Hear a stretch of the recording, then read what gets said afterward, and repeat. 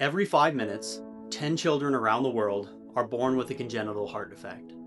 For thousands of families each year, life changes in an instant, replaced by hospital rooms, uncertainty, and a fight they never saw coming. At the Yours Hope Foundation, we've seen that reality more now than ever. In recent years, we've welcomed a growing number of Wyoming families navigating congenital heart defects, with many forced to travel far from home, sometimes across the country, in search of specialized care for their children. Since 2018, the Yours Hope Foundation has walked alongside more than 2,000 Wyoming families, including over 500 families in 2025 alone. This year, we've already supported more than 220 families, helping provide resources so parents can remain where they are needed most, beside their children during the fight for their lives.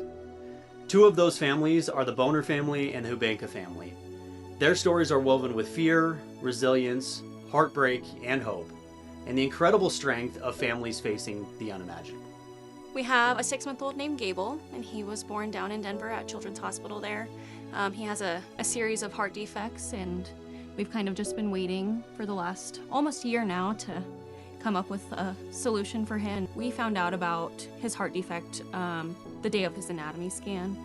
Garrett was out of town for work, and so I had gone with my mom, and we left, and I remember texting my mother-in-law and Garrett and saying, I think everything went great. And then later that day, I got a call from their office that we were going to be sent down to Denver because they were concerned about the left chamber of his heart. The day he was born, we had a great day. He was born at midnight on September 15th. That night we had said, we want him to go to the nursery because we were tired. That morning, I was distraught because I hadn't got to see him. Our nursery nurse brought him in and said, you can see him for a few minutes. And then he had to go down for an echo. And that's when we found out that he had something wrong. Yeah, at that point, of course, you feel alone. You feel like your kid's the only one in the entire world that has this condition.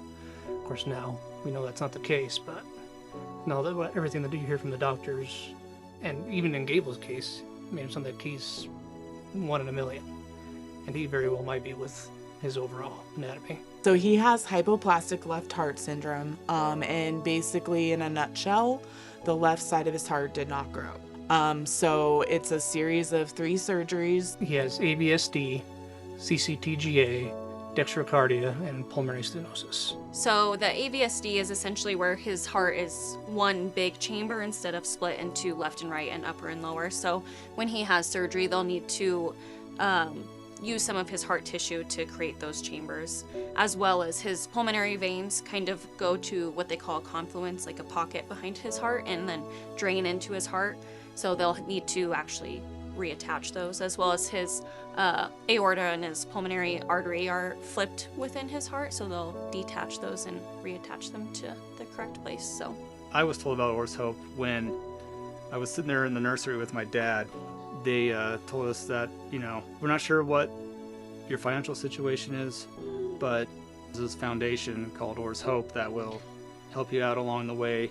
So we were introduced to Yours Hope Foundation probably the beginning of my 3rd trimester, and I knew of Yours Hope through my work, so we kind of already had that connection, but we met with Cherish shortly before we went back to Denver and went to her house, and it was like meeting a long-lost family friend. Like, she didn't feel like a stranger. It took a lot of financial burden off of us.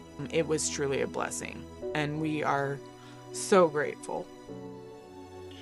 So grateful.